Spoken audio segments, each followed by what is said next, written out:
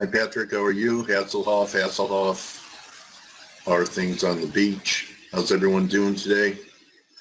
Hello Hardy, great trading yesterday on your short Kiwi yen. The New Zealand Central Bank helped you out on that one. Beautiful. Also your buy of Aussie Kiwi also at the 61.8 level, caught that one. You're the man today, Hardianto. How's everyone doing?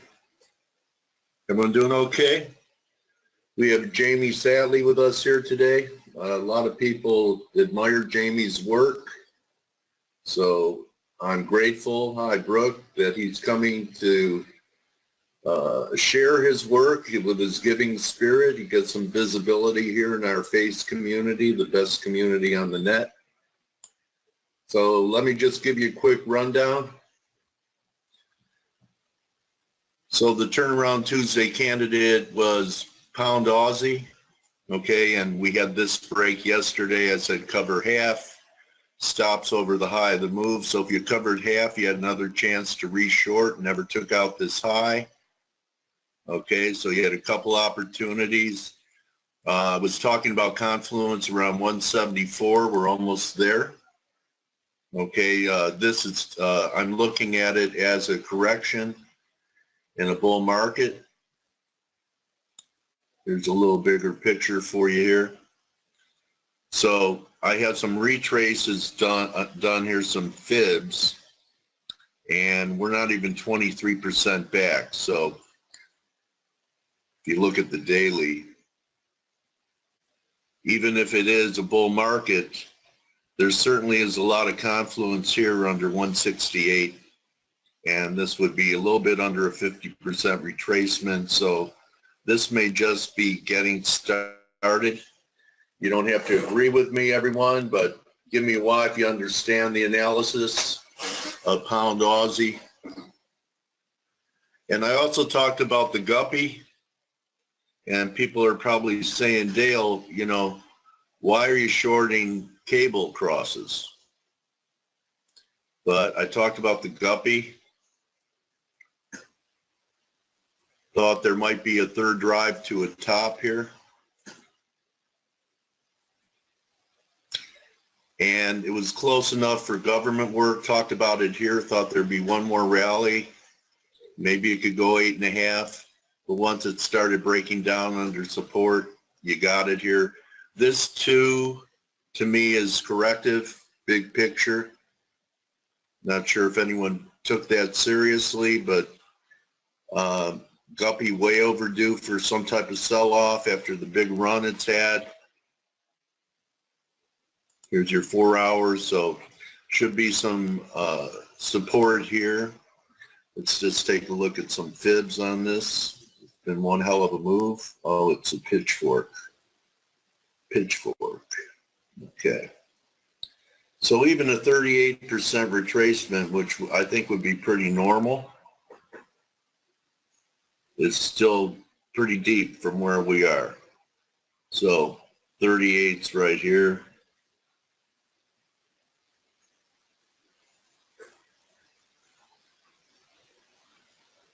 Looks like about 143.28. But Pound Aussie looks weaker to me. We may have some reversal weeks here. So, yeah, you know, it held right around Blake's level, V. So, you know, 136, I thought we were going to take out some more. Thought we were going to go lower. We still can. But there are fibs up around 138.80. Maybe that's what it wants first. Right now it's an I don't know. I thought when we were down here we'd finally break down. That didn't happen. But the reason that I was shortening pound crosses was because I have a little different opinion than some of my compadres here in Euro Pound. Okay, there's your 4 hour. I think it looks okay. And the daily, this one candle up here at 92 kind of haunts me because it was done. Look at this, you know, it had like a 90 RSI reading up here. And to me, it almost looks like instead of a head and shoulders that it really just marked time, just marking time after that big rally, right? I mean, it could be a top, but to me, this could just be a correction as well. I know some people are looking for 80. I think there's a chance for 92 again. Nick is long now? Okay. So if EG is going up, 89? Okay, Luscious. If EG is going up, your preferred long is what? And your preferred short is what? Come on, you guys know this. Even if you don't trade the EG, use it for your rationale of which way to trade. So if you're bullish EG, your preferred long is Euro. That's right. That's right, Hasselhoff. That's right, Hardy. So that's what I see this morning. I could do a quick rundown on the pairs.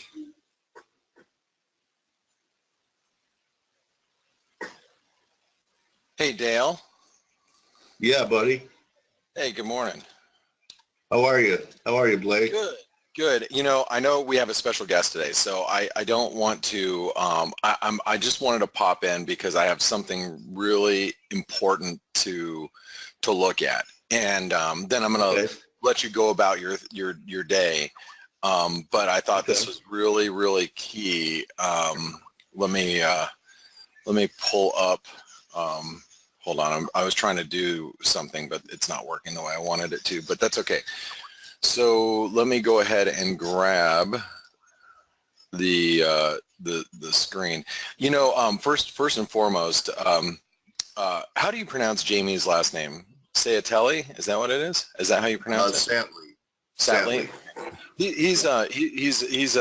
I have to say, for the Daily FX guys, you know, I have utmost respect for all of the analysts there. They're great. They work hard. They put out good stuff. And I've been reading his stuff for probably a decade, I want to say, you know, at least, you know, some like that. Very, very good analyst that I think, even though he doesn't trade the way that I trade, I think those of you that are that like to venture into different types of analysis like Elliott waves, I think you're going to really like his analysis and find it interesting and very useful. So kudos to you for putting this together, because I think it's going to be a great interview. Thank you. Okay, so I wanted to show you guys the euro yen. And actually, there's a couple things. So first of all, you were talking about the guppy, the pound yen. Well, the pound yen took out the upper trend line after the Bank of England. So you can see the BOE decision, you know, not as hawkish as everybody wanted. We broke through that trend line. So now the pound yen, in my opinion, is going to be on the defensive. Okay. Now there's something that's holding it up right now, and it happens to be bonds. I mean, if you look at the bond market, you know, the bond market is still trading heavy. So I mean, this is the 10-year Treasury. So as long as the 10-year Treasury continues to trade heavy, the pound yen is going to have a harder time going down. And same with all the yen pairs. And matter of fact, it coincides with the market. So there is the euro yen that I had up originally. I want you to look at this chart really quick. Okay, here's the euro yen. And focus on in here. Let me get rid of this 124. Focus on this. All right. You see this? Yeah. Okay. See that? See those prices and see that support right there on the euro yen. And you notice how the euro kind of dipped into support. All that fun stuff. Okay. Now take the S&P. Okay. Oh yeah, similar. Very. And this in my opinion is really important, because this S&P at the 2390 it's building a bearish wedge, okay? Now, it doesn't mean it's gonna break down, but we've snapped the uptrend line in the S&P, which now puts the focus, here, let me make this one a dotted lines, or Yeah, Edwards and McGee would call it a descending triangle, which when it happens at highs is a reversal formation. Right. I call it a bearish wedge. Okay. Personally, that's what I call it, but it is when you have consistent lows and lower highs, it's a Yeah. Bearish wedge. Descending triangle would be something like this, which is actually more of a reversal, So going back to the S&P. So here's your S&P, right? Yeah. Here's your euro yen. Okay. So the euro yen right here at 123.40, that support should hold, or let me take that back. So you call that area is analogous to 2390 in the S&P. Exactly. That would be exactly it. So, and here's the other thing. Like, let's say we're watching the euro yen and the euro yen starts to roll over. If the euro yen starts to roll over, and let's just say we break that and the S&P doesn't, I would, and if you trade S&Ps, like I'm short some futures myself, but if the euro yen breaks that support, I would be a lot more confident in being short the S&P. Like right now, I'm not too confident in being short the S&P because we've sold off overnight a little bit, a couple of points, but really we're not moving.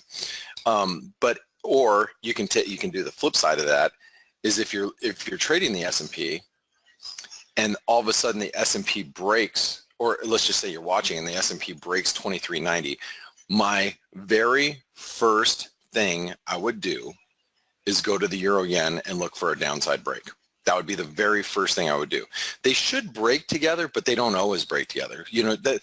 When I'm using correlations, okay, correlations, I'm looking for which is the first one to break, and if the first one breaks, the other one my attention automatically turns to. So I'm watching both the euro yen and I'm watching the S&P. Okay. Now, with that being said, and I happen to be short a little euro yen, I'm short some pound yen because of all this stuff. But what else I'm paying really close attention to, and probably the most important about all of this, is bonds. And bonds are trading heavy. This is the 10-year. The 10-year looks like we're going to push, in my opinion, we're going to push low one more time. And then that's not much, yeah. No, it's not much, but enough to get traders short bonds, or people go, oh, here go bonds, they're breaking down again, and which might spike up the dollar yen to 114.10 or something like that. And if we do a false breakdown and then move higher, then I'm going to really start being on the lookout for an S&P breakdown, euro yen breakdown, that type of thing. But this is really what my focus is right now, is and I don't want to be too aggressive here, because look at bonds. I mean, bonds, they look like they want to break down, and if bonds break down, and let's say I'm wrong here on this formation, if I'm wrong here on this formation, we just break down, then the euro yen and pound yen are off. They're going to rally back pretty significantly. So that's really what I'm focused on right now. It's more, the S&P. Well, it's the same stuff I've been focused on the last couple of days. The S&P, the yen, and bonds. And if you look at precious metals, I mean, silver's come off really hard. Gold's come off really hard. Producer prices came in a lot stronger than expected on the core. Producer prices 0.2 better than expectations, which leads us all to believe that the Fed is going to have to to be aggressive in raising rates. And if they're aggressive in raising rates, bonds come down, yields go up, precious metals come down. But does the market, and I say the market, I'm meaning stocks, does the stock market become a little bit more nervous about the Fed raising rates? And if it does, you might start to see some risk aversion. And so that's, it's all correlated. And that's why, for me, S&P 2390, okay, plain and simple. You don't have to make it any more complicated than that. While we're above it, there's not a whole lot to do. We get below it, then there's going to be a lot to do, because as long as we're above 2390, we might stay in this very low volatility environment. Speaking of volatility, if you look at VIX is actually up a little bit today, and volatility, this is one of those things that you'll see a spike, up towards 11 if the S&P starts to crack, and that's another thing that I think everybody should be watching. You know what we could do if something happens on an opening here? You don't see it a lot in FX because it's 24/6. But you could have an island bottom. You know what an island bottom is? You mean an island reversal where it's just kind of sitting out there? Yeah, and so it's got a gap down, but then it gaps up, and it leaves all those shorts behind and trapped. So if we gap up, that would be like a 2-week island. Yeah, I mean, it could be, because the VIX, the actual daily of the VIX should show a gap. Like we're seeing here. Now this is an ETN, so you'd have to pull the VIX. Look at the gap down. It happened, a huge gap down into these lows. So if we have an opening with a gap up, I wouldn't consider today it, but say we gapped up, VIX open 40, 50 better tomorrow. Yeah, and we could leave an island. It could, and I'll say, I'm going to say to you before I let you go, is you really want to stay nimble, open-minded. Don't be too. I don't think this is the time to be, too aggressive just yet.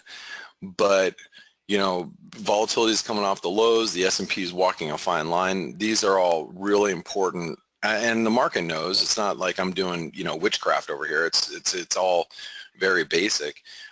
These prices are all pivoting at very key levels, and I think the S&P, while we're sitting here, as long as we hold above 2390, we're okay. We get below 2390, it's going to shake the tree a little bit, and you're going to start to see volatility pick up. Bonds might get a little jiggy. Yen might get a little jiggy, especially being up here. We've traveled a long way. I mean, you look at I'll go back to the pound yen.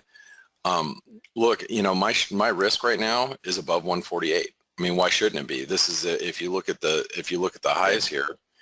I mean, we got here. I'll put up a daily chart. I mean, look at that big red candle. Which, by the way, this is if we close here, which we are so far from closing, it's not even funny. But this is a dark cloud cover formation. But we're also setting up for a possible double top. Look at the RSI was just so grossly overbought. At highs that we haven't seen since, back here in, 2015. So, the risks are that we see a bit of a pullback here. Do I think the pound yen's going back down at 126? No. Can it pull back to 143, 144, 145? Sure. I think that, prices for us to go from where we're currently at 146 to come down to 145 is not an unrealistic expectation in this environment. But again, a lot of it has to do with what bonds do and what stocks do. I think the run up has been quite aggressive. So you must, Elliott Wave guys would call it impulsive. So you definitely have to be careful when you're trading counter trend at this point. Yeah, we may get some type of ABC correction to correct half of the advance. Yeah, or 38% of this recent advance. Which, our theme and our philosophy would be a break to buy. Right. Raj just asked, do I think that bonds are going to go down? I'll tell you, they don't look bullish, not yet. And I'm looking at the bond market, and if you ask me and we're trading above this red trend line here and we break above this resistance right here, I would say yes. But unless we break above this descending wedge, and you can pull it up in any whether you're looking at yields or bonds. It's just we're in this descending wedge, and but I know a lot of people that are bearish bonds. I wouldn't short them there. I wouldn't short them down here. Yeah, I mean, you don't want to ever short. We call it shorting in the hole. You don't want to short in the hole down here. But at the same time, if you think fundamentally, if the Fed's raising rates, and now here's the other argument to that. But if you have globally, you have rates moving higher, bonds should move lower. But as you heard from the RBNZ yesterday, everybody expected a hawkish, RBNZ. We got a very dovish RBNZ. You got the Bank of England that doesn't look all that hawkish either. So, maybe everybody else gets wrong-footed by shorting bonds down here because they think global rates are going higher, where in fact, maybe they're not. I mean, you go back to last year, everybody thought that the Fed would raise, 4 times. They raised once. Could we be in for a similar situation this year where the Fed only raises rates maybe 1 or 2 times when everybody's expecting 4?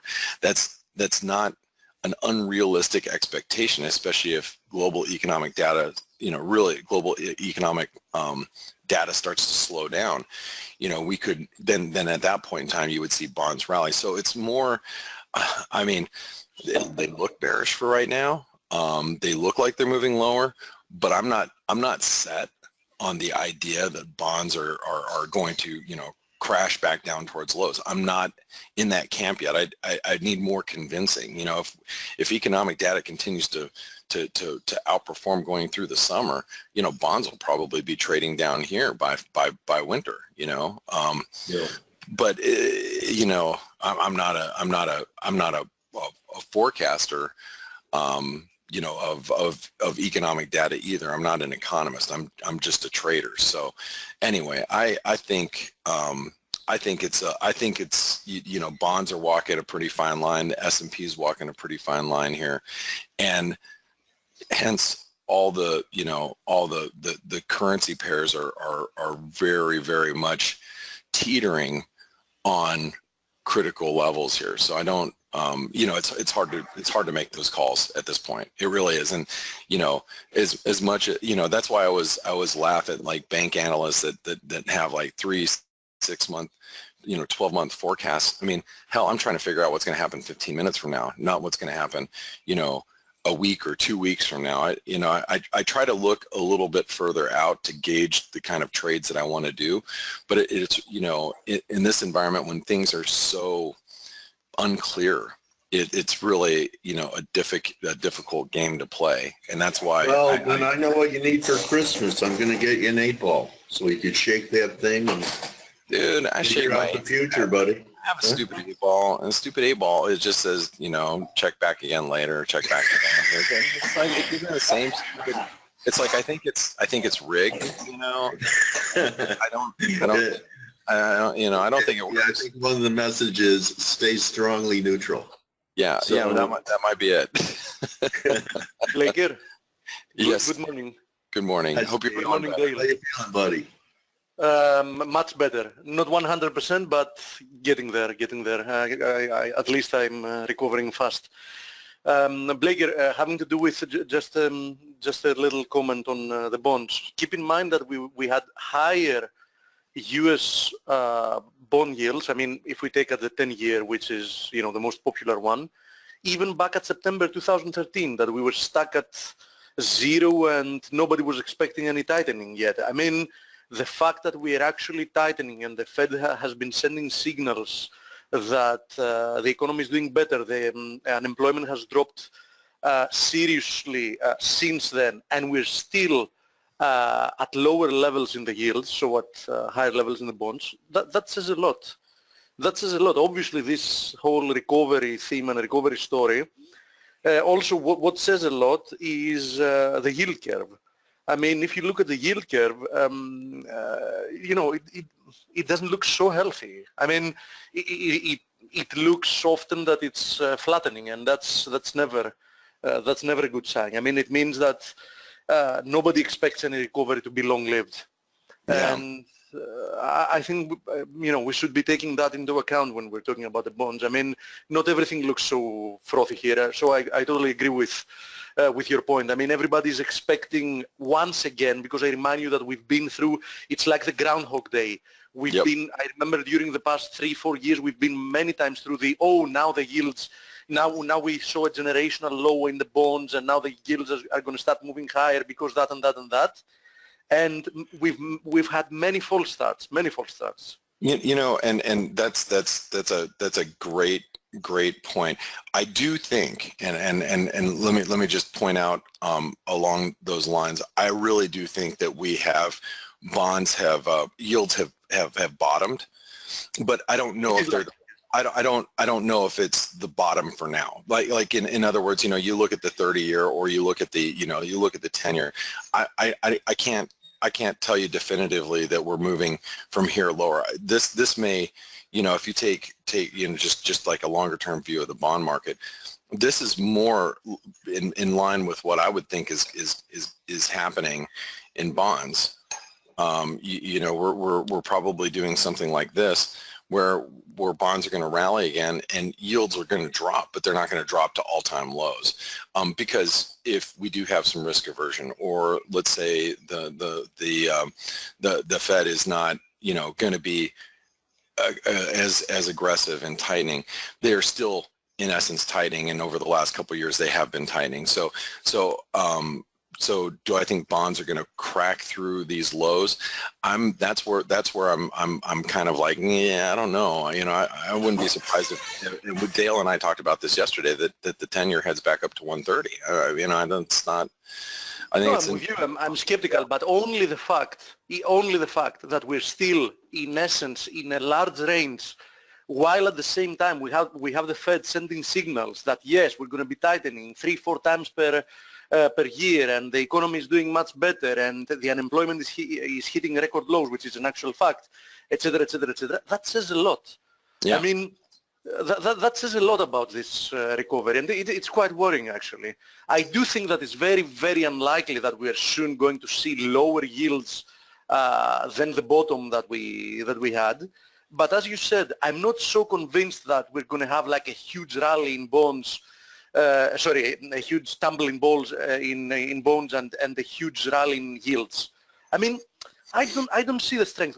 This might be a consolidation, as Gregor thinks that it's a fourth wave, and we might see a new low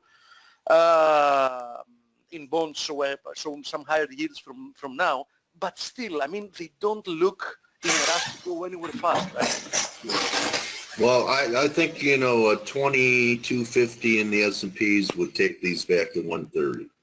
Oh God, yeah, What do you think? 130 easy, maybe even back to the top of the range, but I'm figuring 130. That was the election level. A lot of things have gotten back to levels of November 9th. Yeah, and some currency pairs have. A lot of things have retraced everything that happened on November 9th. So, hey guys, can I just say one more thing related to that? Sorry to interrupt, and hello everybody. No, good morning, Stelios. Hello.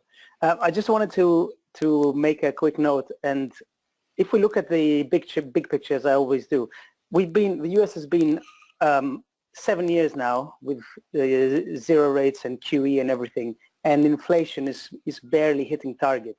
So do we think that if they continue to hike and remove, the accommodative stance and start unwinding the balance sheet and everything, do we think that the economy is going to have enough drive to bring inflation to keep inflation there and bring it higher? Because if it doesn't, then, the rate hikes are going to stop straight away, and we're going to go back to, the same problem that Steve just said, that there's going to be another false start, et cetera, et cetera. So we have to keep that in mind. We've had 7 years of extraordinary measures, and still, okay, it's doing well now, but it's not motoring. That's the thing. So we have to be very careful. No, 100% agree. I mean, you heard like listening to Wheeler yesterday and the RBNC. They're very concerned about low inflation. Yes, very concerned, you know, and I don't think that's I mean, we might be seeing a little bit of a tick up of inflation here, but really, yeah, you're exactly right. We continue to raise rates, and it's going to be like hitting a sledgehammer right up against the economy in the face, you know. Yeah, that's why I contend, guys, I've said it, that the Fed is not raising rates because of economic growth. They're raising rates because they have no bullets in case another recession pops up or some type of crisis. So, you know, it's hard to lower them from zero. I know Europe went negative rates, but this is just so they have their balance sheet is full. They want to trim that. They want ammunition for the next battle, the next economic crisis, and they didn't have any a year ago. Now they have a couple bullets, but they want to fill up the clip. So right. I think that's why they're doing it. Dale, I also think that we've had this conversation before, by the way. I also think that there is another reason. The reason is that despite the fact that they won't openly admit it, because if they openly admit it, they're going to create possibly, you know, a crisis, etc., etc. I also think that some of them at least are very, very worried about asset prices. And that's an extra reason why they're hacking, in my opinion. Of course, they won't ever openly admit it, because if they create some kind of a panic in the financial markets, that's not going to benefit them in any kind of way or form. But I'm pretty sure that this is an extra reason besides the one you mentioned, that they want. Okay, they want to take some air out of the balloon before it gets. That they can stall. Yes. Hey guys, yeah. I got to be around for the open, so I'm gonna let you go, because I want to listen in when Jamie comes in. I'm gonna pass it back over to you, Dale, because I know there's a lot of people that want to see that have charts that they want to see, and I'm sure you guys are going to continue on this conversation. Steve, glad you're feeling better. Stelios, good to hear you. I'll be back in a little bit too, just to listen in. All right, thanks for your analysis, Blake, and thank you, Steve. Yeah, actually, I do have a look from Ronit. So let's see what he has here. So you guys are very patient. You want us to look at certain charts. We're going to answer all your questions now. Ronit wanted us to take a look at this. So you're looking at the Euro Yen and the S&P. So what's your point here? What's your point here? Point is no direct correlation. Okay. Aussie yen, but you know, nothing's correlated with it. Yeah. So what's the correlation with the S&Ps? Aussie yen? That's not correlating either. There is no correlation actually with risk on and S&Ps. Yeah, it's on and off. Okay, well, Blake thinks it might be on again here. Let's see, I think we have another couple charts here. Dimitri has a chart. I think it's, let's see what you got, Dimitri. Bond futures.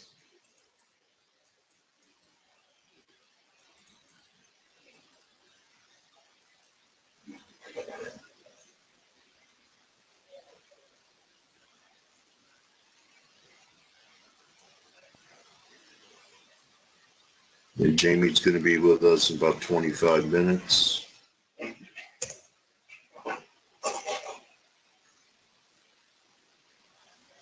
So it's a trading view.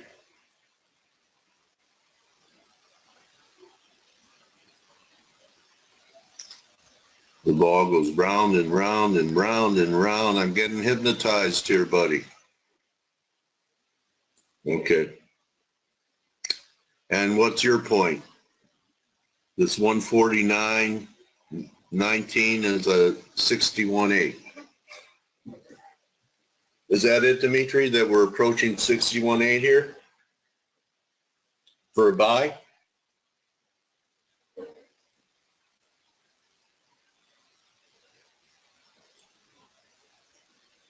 Hi, Rahi, both. How are you? Okay, equal legs. Nice look. Thank you, Dimitri. Thank you, Ronit. Any other looks? I'm scrolling back here. Got something from Luca. Luca is asking about the Kiwi.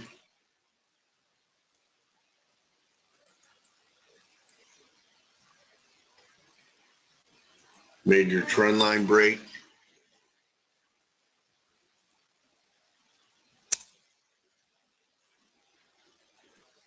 Great to see your looks. Thank you everyone for sharing.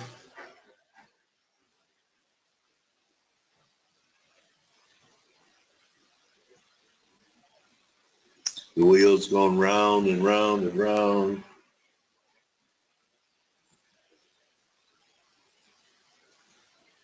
The 8 ball? Yeah, it works. And then Raj wants to look at the Aussie. Maybe Steve, you could take that. Yes, sure. Absolutely, no problem. All right, this link is not working for me. I'll try it. I'll try it one more time.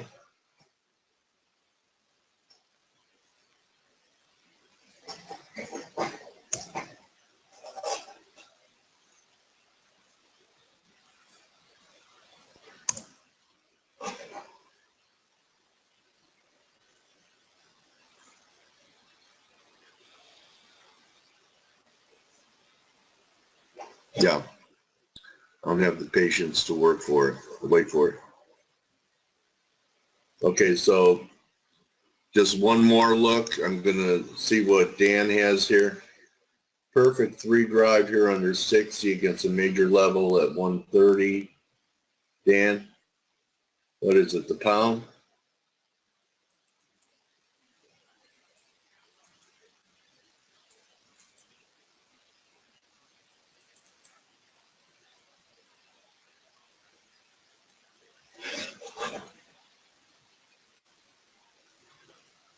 I learn a lot from the community. You know, what I've discovered is, you know, I've watched a lot of the people in the community for years in the chat room, and even a lot of them have their own services and businesses, and pros come to do their intelligence gathering with us. That's a compliment. Okay. Yeah, and we had that 3 drive there too, right? We were talking 130, Dan. That's another reason why I was looking at the guppy. Nice look, Dan. You got it. Good trade. And let's look at one more look for Morrow, and then Steve's going to handle the Aussie. Okay, no, Aussie is next. Just want to see what Morrow has in gold. Thank you, Jess. Oh, thank you, Dan. Steve's going to manhandle it. Here's Morrow's look in gold.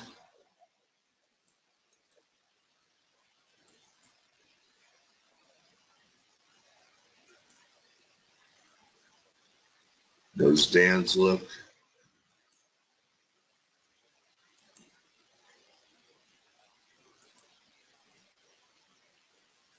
And then Jess has something. We'll see a supply-demand look.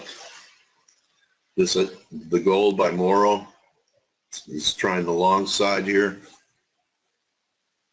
Ricardo Genera. Long.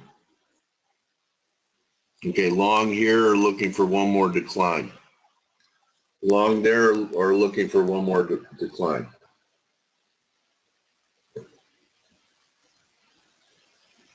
And let me show Jess's supply demand in long here on support on the pullback to the trend line.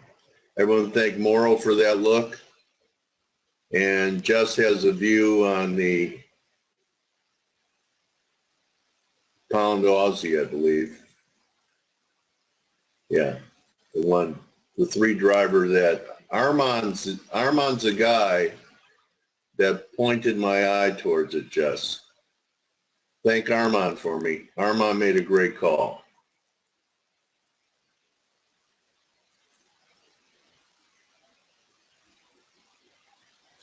So some nice looks from the face community this morning. And we're about 20 minutes away from Jamie.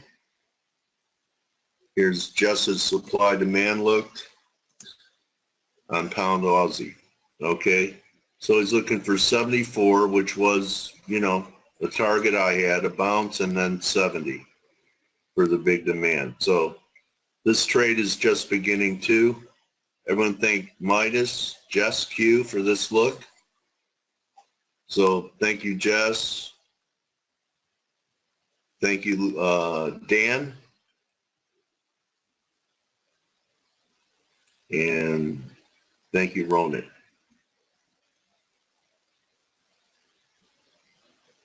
Okay, Steve. You can handle the Aussie now. Yes, sure. Just taking the screen. Okay. By the way, I know that some people are following Bitcoin. Oh, yeah. And I have to say this has been a nice parabolic move. If you bought down here, it was a really nice opportunity. You remember we had a discussion about the fundamentals of Bitcoin and the cost of mining it. So actually it was more or less a given that it would go higher due to fundamentals, I mean of the cost of extracting it. But currently I would have to say that if you're long and happy with it, first of all, more Bitcoin miners are coming in with that kind of price. Second of all, I see a 5-way move, and we tagged the 161.8 and wave 1 equals wave 5 in this move. So probably this parabolic move has a good chance of unwinding somewhat. Yeah. Also, given the fact that RSI is at 92, you don't often see something like that. You know, people that could ride parabolic advances like this, it's not an easy thing to do. No, it's not. Most are too naive to know it's parabolic, or they're very greedy and it's never enough. But I certainly have a hard time riding the trade like that all the way up. Yeah, but anyhow, the only other way to do it is just trail stops. Every time it breaks through a resistance level. For sure, and very strong parabolic moves like this, even if you trail your stop, there is a very high likelihood that you will never get stopped out, because as you see, the corrections in this last leg higher, in this 5-wave higher, have been minimal, very minimal. I mean, you know, almost non-existent. So yeah, this thing is parabolic for sure. But if you, for some reason you were long, it's probably a good opportunity to think about booking some.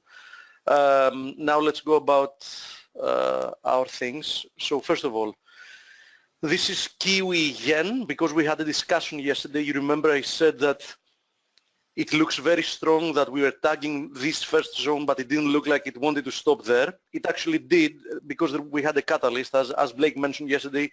If Wheeler was dovish, and he indeed was dovish, I mean, the RBNZ kept rates exactly where they were, 1.75, but the language was dovish, and this is what happened. So you see that even this way, you know, a very well marked zone did work. I didn't expect that to drop from here, to be honest, seeing how it evolved, but it did. So, you know, we can even say that we have a ABC move higher. So, you know, if you want to be short against this at a decent retracement, I mean, it makes sense for another leg lower than Aussie USD that our friend asked. Let me find it. Okay, Aussie, there's no change in plan here, which is the following. We tagged to the pip the top of this nice support zone. We rebounded yesterday, but the fact that we got sellers at the end of the day shows that the market still likes Aussie lower. I mean, we had a strong day up to a point, but then we reversed and pared back plenty of the gains we had in the day. Today, for the time being, we just have a doji. It still looks heavy. I wouldn't exclude the possibility of a rebound higher up to 45.50, as we said yesterday. But it's more than obvious that Aussie is under pressure, and any rebound up here is a great opportunity to join the trend or to add more if you're already short. There is absolutely no reason to believe that this thing is reversing yet. Needless to say that Kiwi, after yesterday's move, seems to be exiting this choppy consolidation. We'll have to see where it closes today, but any close around here, as you see, puts it in serious doubt any opportunity for a recovery, because then we close on a daily basis below any kind of support we've recently had. So next target comes at below actually 0.67. So you need to be very, very careful if you're long Kiwi. I mean, we're at the precipice of a huge downfall here, most probably. Now, Aussie Kiwi, you remember we've had plenty of people asking about it because it was tumbling and asking and saying, oh, you know, do you still believe it's, you know, it's a good long opportunity, etc., etc., etc. And I kept saying, listen, the move lower is strong, but there is no technical damage done yet because we still had this trend line, and sometimes in order for you to filter through the noise, you have to take it to scale up to, for example, a monthly chart. So for example, if you look at a monthly chart, I don't need to do it now, but I'm going to tell you. You see we have this trend line from up here. It's a very, very important trend line. And if somebody says that they don't like this trend line because it doesn't pass through the peaks that we have here at this area, I will tell you that if you go to the monthly chart, you'll realize that both those little peaks are actually candle wicks. So if you look at the monthly chart, you'll realize that we didn't actually have a monthly close above it. So I still liked it to the long side, and as you see, this is a rebound that's extremely significant because in essence we've covered 4 of the past 7 down days within half a day. And that says a lot. I mean, it's the logic that we say up with the escalator, down with the elevator. This is the exact opposite that happened here. So am I still constructive on this pair? Yes, I am still constructive on this pair. That with Aussie Kiwi. I mean, perhaps this is a significant bottom down here. We didn't even test the 200 DMA. Anything else we have, Dale, that people have asked to look at? Oh yeah, the pound actually, the pound. Yeah, pound yen. Needless to say that this is a form of an evening star formation. You can have perfect evening star formations on FX, with the exception of Sundays, because you know the textbook evening star and morning star formations require you know a little bit of a gap between the first and the second day, and a little bit of a gap between the second and third. That's why you know, I still like to use them in FX, but you know, you have to re-establish the definition a little bit. But doing that, this is an evening star formation that we see here. Those 3 candles. We had a candle higher. We had a candle that more or less was an indecision candle because it was a short white candle. And today we're already retracing the past 3 days, 3 bodies, 3 daily bodies. Do I think that the correction lower can be just a single? Yeah, can be just a single candle. Seeing the move that preceded it, I consider it to be unlikely. More probable that we're going to see a deeper correction, but keep in mind, I've said it plenty of times, I'm bullish this pair, so instead of looking of opportunities to be short, I would rather be looking at levels to be long. You can do that by using the fibs, but you can also do that by using previous areas that have provided support or resistance. For example, this is such an area, although it's quite shallow, but this is the first area I see. So it's a little bit below the 23.6. Then you can use this area around 140 to 50. So there are several areas we can be looking. We'll see how the price action evolves. But I think that the next stop is around 145, and it's unlikely that we won't at least see that level. Now, that having to do with cable, as Dale had monitored, you see, I've noticed it here in the daily chart as well.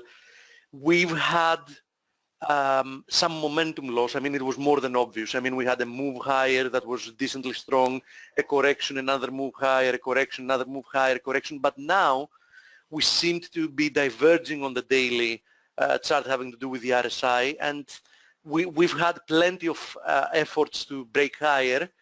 Yesterday was one of them that we tagged actually the highs, and then we retraced. When I saw this candle yesterday, that's why I wrote to the basic technical analysis that yesterday that it's very likely that the next move higher is only going to come after we see a correction.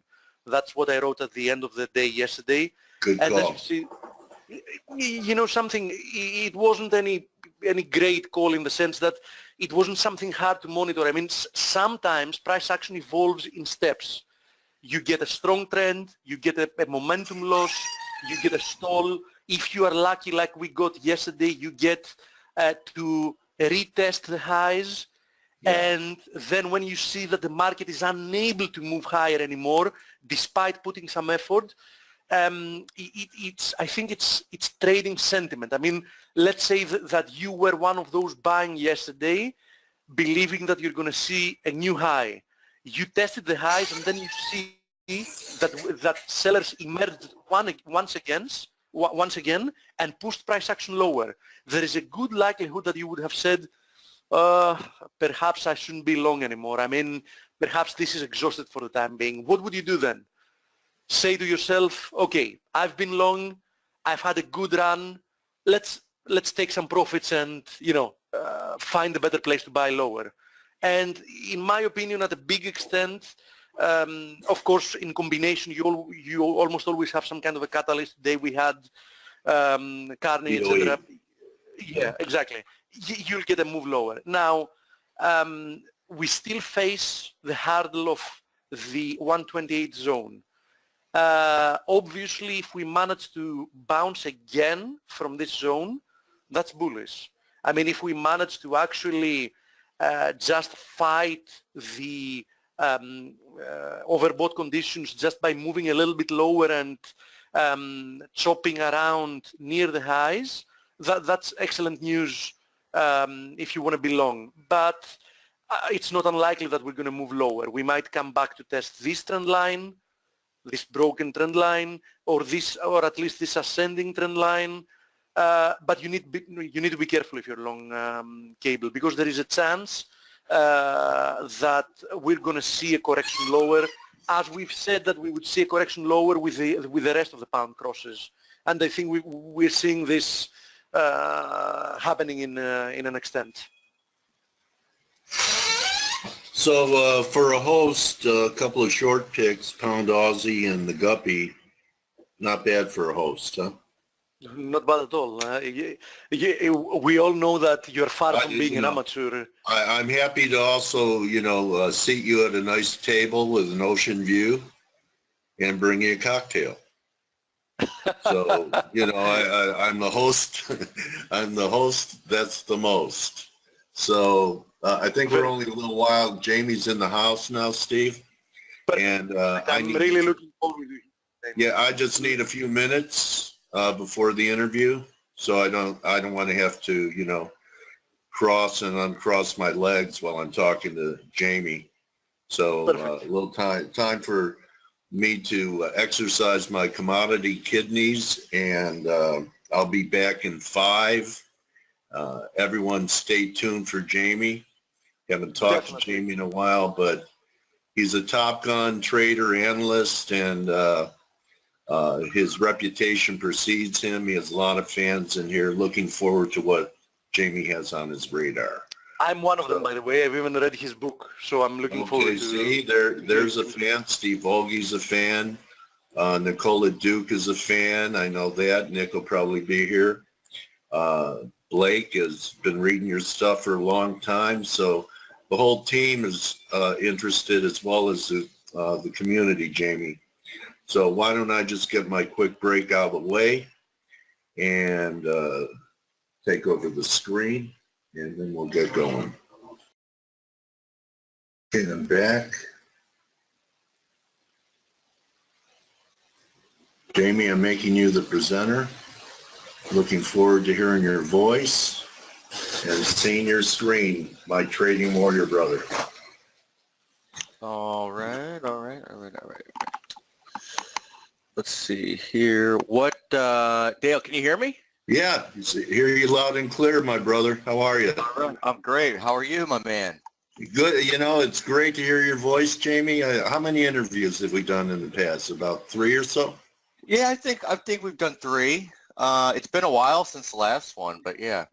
Yeah, really appreciate you taking time out of the day to come and share your views. I think you hesitated a little bit about doing it because, where's Dale at now? I know it's hard to keep track of me, isn't it? Yeah. Yeah. I mean, everyone's busy, right? So just a lot. There's just a lot going on. But real quick, which screen can you see right now? Do you see? All right, we're looking at the pound. Okay, so you got the 2 charts here, right? You're right. We have them both cool. up. So it looks like you're looking for this thing that it's not quite over, and viewing this as a 4. Yeah. So let's start out with the daily chart, right? And real quick, I just saw a question with that was answered. So daily effect, I'm actually no longer with Daily FX at all as of a week ago. And they were bought out by IG, right? Yeah. So IG bought Daily FX, and I am. You let go of you're walking the high wire without a safety net now. Yeah, that's right. Yeah. But you've been doing that your whole career.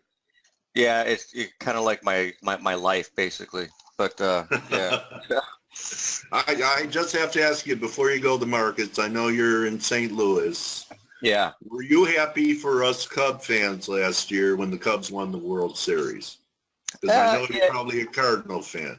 A huge Cardinal fan, and the Cubs actually are in town now. They play a series over the weekend, Friday, Saturday, Sunday. So I was happy. I've got family in Chicago. You know. Okay. I got cousins. I got cousins, aunts, and uncles, and they're good. They're good people. So good peeps. So yeah, whatever. It's everyone everyone deserves the World Series every 108 years. Yeah, and I think that makes up for us trading Lou Brock to the Cardinals for Ernie Broglio. For Ernie Broglio, that's right. That's a flash from the past. And so Jamie, your focus on the pound here, and I do want to get to it. I know I'm not sure if you're really paying attention or not to the S&Ps, but I kind of think that if the Cubs can win, that we'll go there. If the Cubs could win the World Series, that the stock market, it would be unusual that the stock market could have a 7 to 10% correction. But let's start with the pound.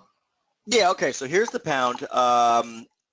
And we're going back to 2014 high here, right? Right. And we've come in, I think that we'll look at the weekly after this, but I do think we head up towards the 135 region. You can see how big a level it is on the weekly chart, but here near term, we've come into pretty big resistance, right? Yeah, BRO. You also have a kind of a pitchfork there. Well, yeah. So when you draw a pitchfork, and I know there are specific, ways that people, will use pitchforks. For me, it's just another method of identifying just the slope, the trend line, and so you can do it just by trend lines. But pitchforks are useful when you get a channel. So this would be your modified shift pitchfork, which is just a channel with extended parallels at every quartile, right? So 25%, 50%, 75%, 100%. And the pound in particular, this 25% line has really been at times extremely precise in its identification of support going back to 2015, and after that resistance, okay? You know, it screwed around into the Brexit deal, and obviously this happened outside of it. That doesn't, some people would just completely get rid of it, but it doesn't, for me, it doesn't like negate the whole thing here. So whatever, you know, the lower parallel was resistant, and then the median line was resistant. So bottom line, it's just, it's been very, the parallel's been very useful. And here we have resistance over the last, you know, 4 or 5 days. And there's also the gap up here too. A lot of people forget there was a gap from September at 29.76 or 75, depending on what data feed you're looking at. So there was a gap there too, and we stopped right there. We've pulled back, and now I'm looking at, so if I go into a 240-minute chart, we can look at where we might find support, because I think this is just a minor blip. I think that we're going higher. So 775 to 27 might be a good area. Yeah, and we might have just hit the low actually, like just now. Okay. If you can see this here, so here's a good example of using just slope analysis trend lines, right? Here's your trend line, and here's your parallel, which obviously was resistance beforehand, and we just hit it. So, you know, for me, that's good enough. Okay. And you know, if it wants to come in again, if it wants to try for this one at some point, then fine. But here's another thing that people don't realize or forget. This day here, which was 4/18, that was the day when I guess, what was it, May announced early elections. The early elections, right? Yeah. So that was a high volume day. It was one of the biggest volume days we'd had in cable in a long time. That day, I look at the high volume days are big as support levels, resistance levels for me. So that day, its close is 28.43. That should be support. Today's low is 47. You know, you get the idea. Yeah, close enough for government work. Yeah. Right. So to me, this is a big deal. And as far as support, so you know, obviously everyone's going to have the ways that, you know, the way they go about it. Some might buy just right into that level as a, you know, as a scalp or something. That's fine. You know, a really good setup. It might be a nice little scale-in trade. You put a piece on here, and it keeps working lower. You know, maybe you have 2 or 3 entries. Yeah, you know, and also, you know, it would be really solid if, you know, what's this here? This is a 3 down. You know. It'd be nice if you can get a triangle out of this, right? Maybe A, B, C, D, E, and then, you know, boom, right, for the next big move. So, you know, it's just something that I've got in the back of my mind that maybe you form a triangle around these parts. But well, a triangle would be typical of a 4, wouldn't it? With the you know, final terminal thrust for 5. Yeah, absolutely. And if we look at, I guess, price action from down here from the March low, you do have, you know, it would seem to be a 1, a 2, 1, 2, 3, 4, 5, and then this would fit as a 4, wouldn't it? Yeah. So yeah, it would be nice if we could develop a triangle. That would be kind of to me, that would be the really solid, high conviction, you know, play if you were to get something like that. In the meantime, I'm fine to, you know, look on the long side or buy in, scale in, or whatever, you know, as you noted, with allowing room if it wanted to come down into this level. Now here's another thing, and I know I was talking about this on Twitter actually not long ago, maybe like a week ago, with Nicola and Christian Kerr. And so you have this low down here, right? The crash low from October. And here's one of the issues with dealing with. Which low is correct depending upon which platform. Right. Like what is the low, right? Yeah. So if I bring, you know, if we could look at it, I've seen lows anywhere between the 16s to the, you know, 120, depending on the retail platform, right? In the interbank market, people are saying that you traded down at they're all over the place. So for me, the real low is probably the January low, because that is the daily closing low on no matter how you look at it. And that's what I'm treating as the low. So in that sense, if I'm looking to draw a fork from down here, I'm probably going to use this, and it's probably going to have to be something like that, which I know you've already traded out of it, but that's actually okay, because if you were to trade out of it again, you would actually look for this line to provide support. Okay, so and you go to your next pitchfork line, looks like up around 32 or so. 33. Yeah, and so really it's just a trend line, and you're maybe looking at it like this. You have it off this high, didn't quite get here, but if you were to continue to consolidate down in this area, you'd have a confluence down here around 2750, which would be very nice, close to the former high, close to this reaction low. So basically I'm bullish, but I'm not sitting here saying that if it goes down for another 100 pips that it changes much as far as the as far as still being constructive on this. Okay, yeah, okay, we've got your take on cable here now. Let's go to the weekly chart. Thanks for providing that. Weekly chart real quick. So yeah, here's what we will call the original trend line for the pound dollar, which is off the 72 high and the 1980 high. Okay, those, you can see the parallels off the 2001 high nailed the low so far. I think, again, this rally carrying into 134.70, 135 financial crisis low. Yeah. 34.70, 38.2 of 3, so it's kind of beautiful. Yeah. And if we get that, 1, 2, 1, 2, 3, 3 of 3 is Brexit. Okay, 4, 5, up into 35, and then I think we could go to 110. Okay. And so there's still another. So the dollar hasn't peaked. A lot of people are talking about the Dixie breaking channel lines and everything. Well, yeah, we'll get into that. We'll get into that in a second. We'll get into that in a second. But here's why 110. The decline, you got to look at it on log scale when you're going back this big, and the decline from 07 to 2009 was 36%. 36% from the 2014 high gets you 110, just about. Okay, it's like 110.10 or something. Okay. Okay, the trend line, which is in here from the 1992 high to 1998 high, and you can see all the nice, beautiful touches there. Financial crisis low, lines up with 110 down here. A lot of confluence. A lot of good stuff. So I got this in my mind that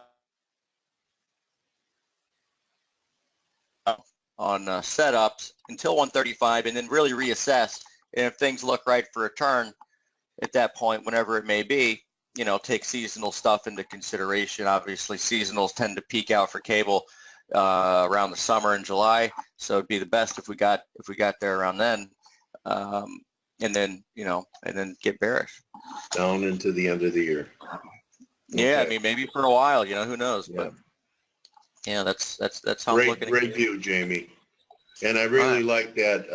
I liked all the confluence coming in there at that low, and how you pointed out the 135 low, because that was a financial panic low. And for it's a couple of years, I've been showing how that low, unlike the euro, was a confirmed low.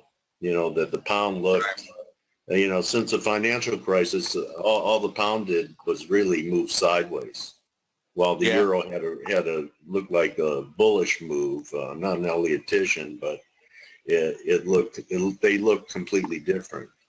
Why the pound was more bearish to me going into this year. So interesting.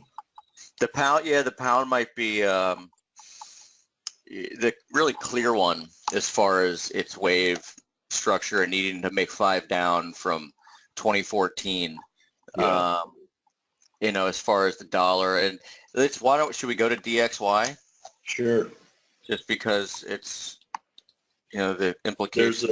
There's a debate going on. A lot of people think this was it, Dixie. Yeah. Well, so I thought I thought early in the year, as we came into January, that we were going to get a top. I just didn't know what kind of a top. And the price action since then, I think, is kind of suggesting that it wasn't the top, and I'll get into that. But first, reasons why one might think it is the top. The pattern from the low, 1992 to here, and 2008 to here are pretty similar. In fact, this rally is 361 weeks from low to high in 92. This rally is 359 weeks from low to high. Okay, you topped on the first day, first week of the year. I mean, this was one of the most obvious times to turn bearish that I've ever seen the dollar. You had the economist cover coming out 2 weeks earlier right here, or 3 weeks earlier right here. There wasn't even people that fancy themselves as contrarians wouldn't be bearish the dollar, right? I mean, it was clear as day that there was some sort of a top going on. But here's the problem with that. So, or at least so far, is that the decline has been nothing short of corrected. No impulsive move. No, it's been, and I mean, I was turning bearish up. I was hoping for it to be impulsive. I would have loved it to be impulsive, but it just hasn't been impulsive. So it's tough for me to get, really, really bared up the dollar when we just don't have good action, suggesting that it's the right move. So if we go to, so here's what I'm thinking. I actually think we just topped for a little bit. You can see this trend line right here. Down to 97.5 and then another advance. Something like that. So like here's the, let's see here. So here's the update that I put in there last night. Everyone, this is Jamie's service. Jamie has a timing service. Do you put out trade recommendations, entries, stops, targets? Yeah. Okay. Yeah, so we don't, as of last night, we didn't have any entries, but like on the watch list is euro looking to go long at 108.28, pound looking to go long at 28.43, Okay. dollar yen looking pretty solid. It was all based on dollar looking to be short dollar on this, going into today, because we had this DXY chart, which we're looking for the top on this trend line right here.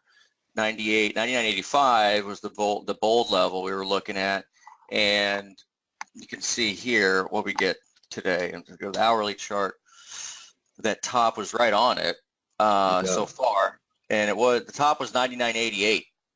What was it? 99.89. So we're there, and I think we probably just topped for a couple weeks, at least a week. And yeah, this is the thing. So the action's been slow as hell, right? In the dollar. And a lot of times when that happens, if you just get out of your, like what the hell's going on thought process, and just eventually it'll clear up. And I think it's cleared up now, as far as this would explain a lot about what's going on. If this is a C wave down, 1, 2, 3, 4, 5, this is all a diagonal in wave C. If that's indeed the correct interpretation, it makes a lot of sense, because diagonals are really corrective patterns, right? They're motive patterns. They're completing a sequence, but they're corrective. Their action's corrective, and they're frustrating because it's not impulsive and it's just not clear. Impulsive moves are clear. There's a lot of emotion. You can see the emotion. Corrective waves are the opposite, and it would make a lot of sense if this is the case. So this still counts as, a 1, 2, 3, 4, 5, 1, 2, okay, then you get 3, and then this all counts as a 4, and it would, if you're going to make a low on the dollar, the next low, 97.67, I guess, is where the two equal legs come in. 57 is the wave 1 high. Closing high is right there. Obviously, you wouldn't want to see a whole lot of overlap if you were to get down here.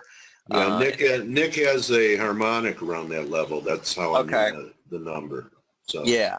So you and Nick have confluence. Well, that makes me feel good, actually. There. So, you know, I probably blushing. I like that. I like that. So if we look at, hold on, what was it that we were looking at here? I had a deal that was, oh yeah, okay. So this is what it is too. All right. So I think we can all agree here that we've just come into a big level, like as of an hour ago or so. And I think the trades for the dollar are lower right now, but would be looking for a low at some point, down here, a week or two, whatever. There's another thing that's super interesting, and that is if I go to the DXY comparison, I wanted to do some overlay action here. All right. Yen and dollar. Okay, here it is. So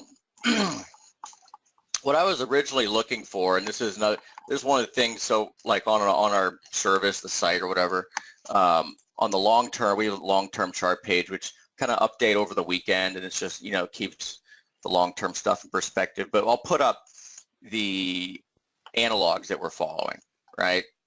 Like, so this is the dollar one.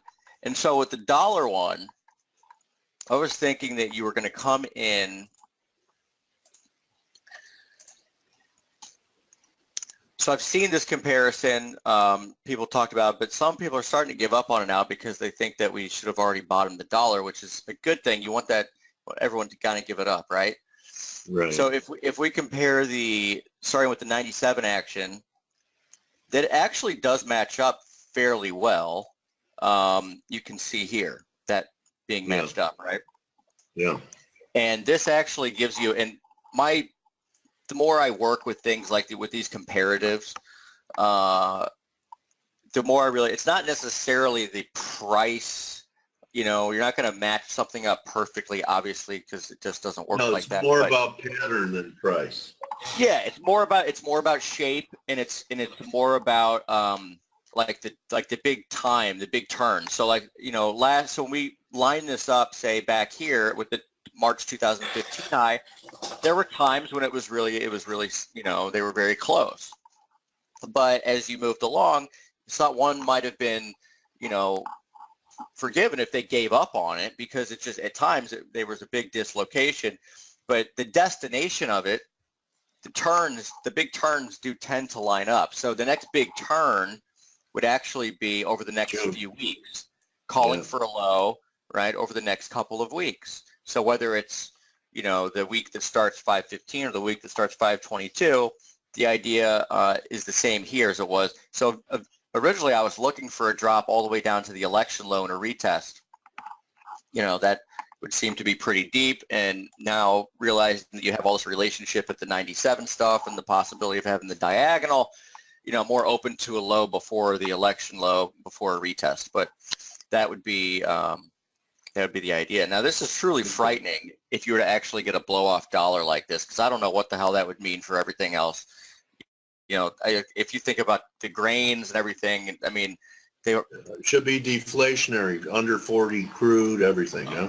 I mean, yeah, it's really kind of scary. A guy who I talked to a lot, an old-timer guy, used to be on the knife back in New York a long time ago. I mean, he's like 50 years older than I am, and he calls moves like this, he calls them a stinger in the tail, like a scorpion. Yeah, like it's, everyone thought that the dollar top is in and we're good to go, and gold's bottomed, and crude's bottomed, and grains have bottomed, and then all of a sudden they pull the rug out. Yeah, you get like the world-ending move, right? Yeah. And so I'm open to that. I'm open to that. I don't know if it's going to happen, but I'm open to it. Would you mind giving us a quick look at what you're seeing in the yen? I'd be interested in that to possibly wrap it up. you know, people are, there's a lot of different debate going on here with the yen. I'm curious what you're seeing here. Yeah. So I think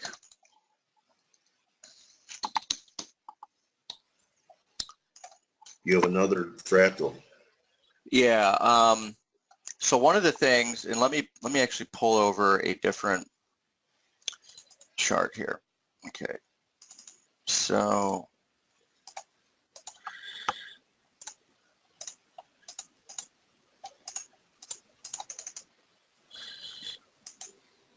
hold on.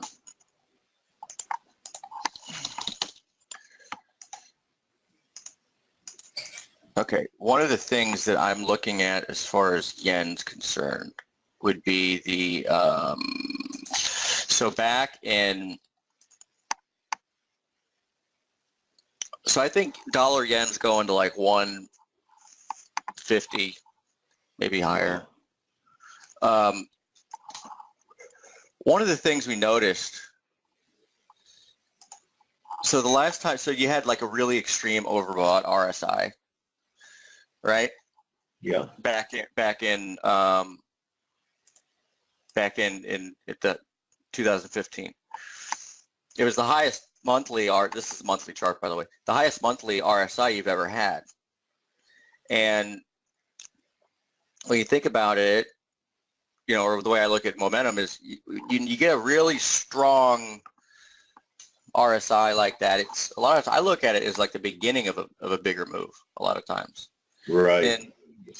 And because when you have, yeah, people say it's overbought. I look at it as confirming the move in a big way.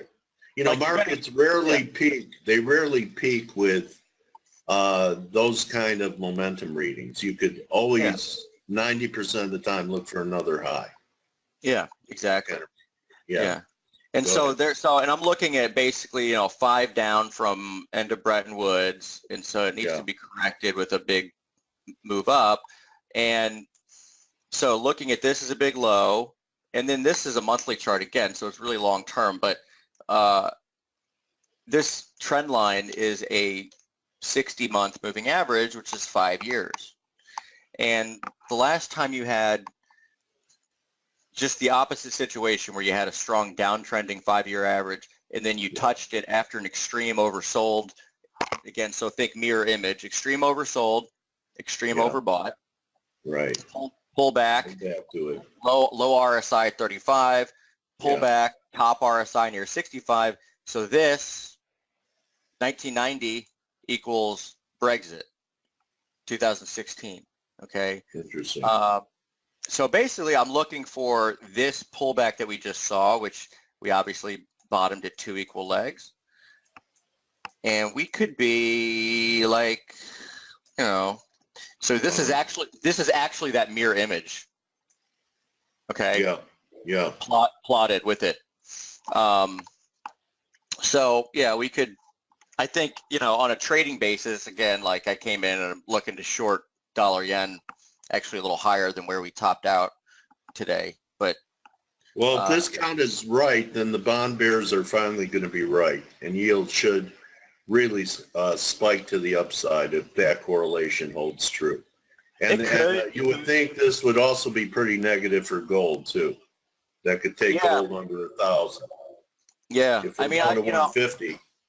Yeah, I don't know. I mean, I don't know. You know, like I'm open to. Yeah, I mean, they could break down. These correlations could break down, but and it would say that the bull market in equities risk on, at least for the Nikkei, which is now outperforming our market. So. Well, yeah. Like so, maybe. So, like, wouldn't it be something if you know, if you actually had, if you had dollar yen go a lot higher and the stock market in the U.S. went lower. Yeah. You know, I think that could happen. That would throw a lot of people off. And here's a chart of, here's the chart of, here's the Nikkei divided by the Dow. And it used to trade at 17, and now it's below 1. And like, you know, I mean, what if this is just a big bottoming pattern? You know, the Nikkei is going higher, mean dollar yen's going higher, and the Dow's actually not, you know, going a lot higher. I mean, that's, you know, it's possible. You know, I'm kind of open to whatever. So I like to look at all the charts on their own two legs, obviously. And what a great presentation. You always come through, Jamie. I love your work. I love your work. Why don't you show your website again? Jamie has a service. You know, I think Jamie's one of the best out there. And, yeah. So this is this is our site, sbtradedesk.com.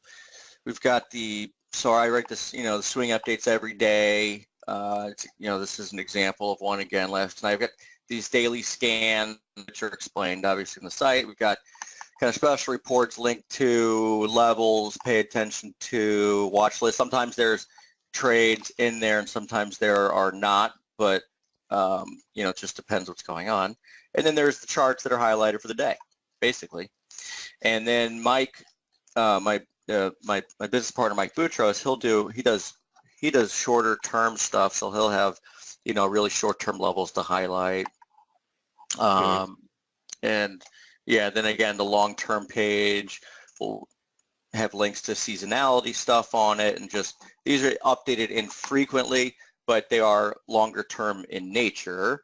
So obviously that's the, you know, that's the idea. They don't need to be updated I have a question. I'm interested in your thoughts, and it's more like a business question or a philosophy question.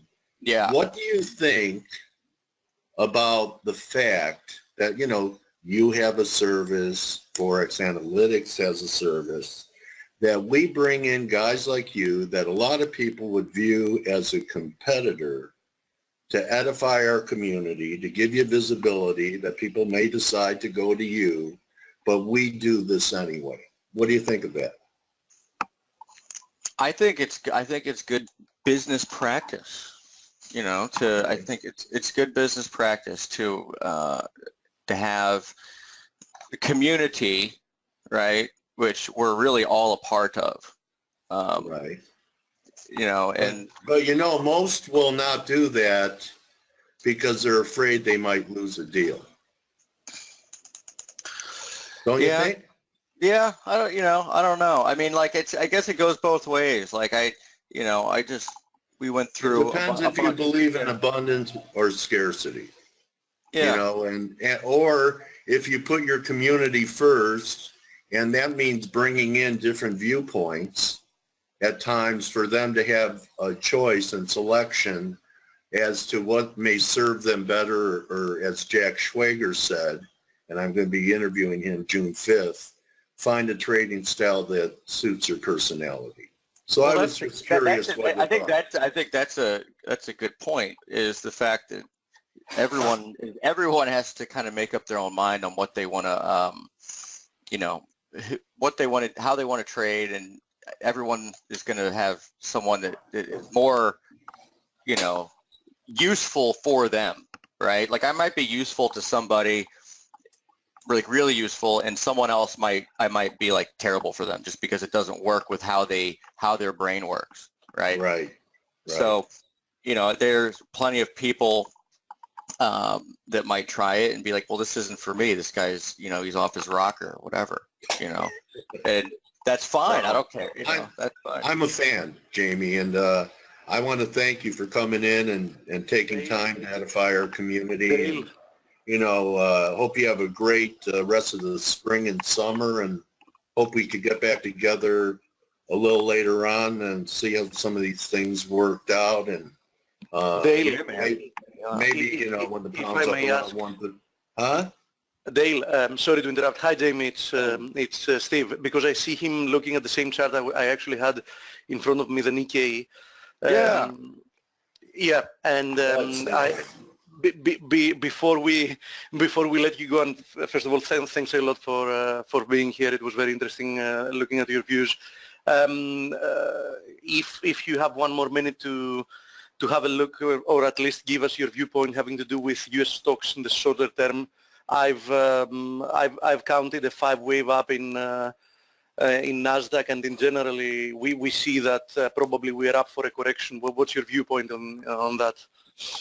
Yeah, A so lot of people have also asked here.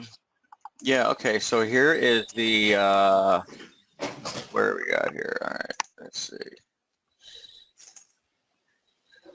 Okay, so I'm going to start with a real quick. This is a quarterly chart, and if you take away, which is really hard to do, but if you take away all of your biases and just look at this as a channel, just of a price chart, and that's it. This is from the 1932 low, okay, and the 1929 high. Now, eventually, this is a bullish channel, and I think eventually the upper channel is going to get reached, and that's going to be above 100,000 in the Dow, okay? But before that can happen, you probably need to get a drop down towards, it might even be down towards the blue channel line, which is off of the low from 1942, and that's really when the depression ended back then. And it's also lows before you took off on the upside. So I'm going to zoom in on this to a weekly chart. Okay, that red line, which is off the 1937 high,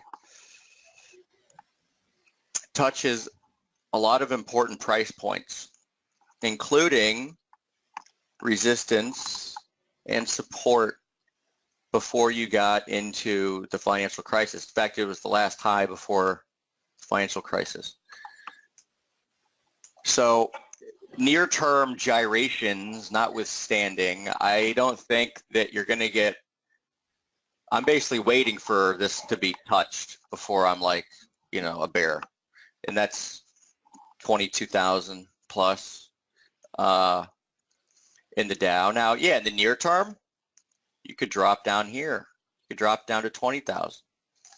So, you know, at this juncture, am I concerning myself a whole lot with the near-term picture? Not necessarily, because I think it's corrective, and there's the problem with corrections is there's so many different possibilities in the correction, you know, that it's always impossible to kind of predict them. Like you could have a triangle, this could be a triangle, this could be a flat, this could be something complex that people have all kinds of names for, you know. So from here, the February high, it's probably something of a fourth, you know, if you count this as like a 1, 2, maybe 1, 2, 3, 4, 5, this would be a 4, and then you would be going, you know, 4 and then higher and 5. So if we draw it, let's see, 28 degrees and 28 degrees. So that would be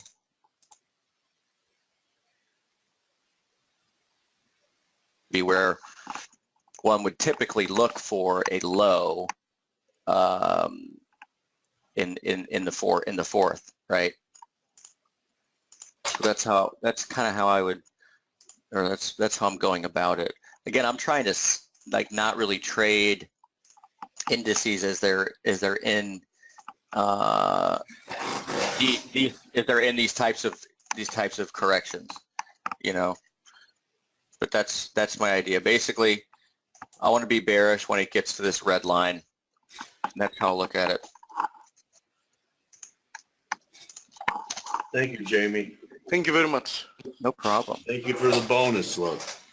So Yeah. Jamie, I hope the pips rain down on you the rest of the spring, rest of 2017, and good luck to you and your business, and you and your family, health, blessings, everything, buddy, and really appreciate you taking the time to hang out with us today and share your great work. Yeah, Dale, thanks for having me. Loved it as always, and let's not be strangers for long. We'll do it again. Okay, brother. Everybody, that's Jamie Sadley. You can follow him at Jamie Sadley on Twitter, and the name of your website one more time, Jamie. Oh yeah, sbtradedesk.com. sbtradedesk.com. Thank you, Jamie. All right. And All right, that's going to be. Go ahead, buddy. Oh, I'll talk to you guys later. Take care. All right. Thank you very much, everybody. Now you only have 2 days to get your pictures in of your trading station for the contest. And I have a surprise. I don't know if you heard me a little earlier. Jack Schwager, author of Market Wizards, I have him scheduled for June 5th. So write that down on your calendar. Enjoy the rest of your day. Don't just count your pips, count your blessings. Thank you, FACE members. Thank you, Steve. Thank you, Blake. Thank you, Nick. Thank you, Grega. Thank you, Stelios. And see everybody tomorrow. We'll wrap it up. You're very welcome, Hardy. You're welcome, Clayton, Luca, my trading warrior brothers and sisters. Take it easy.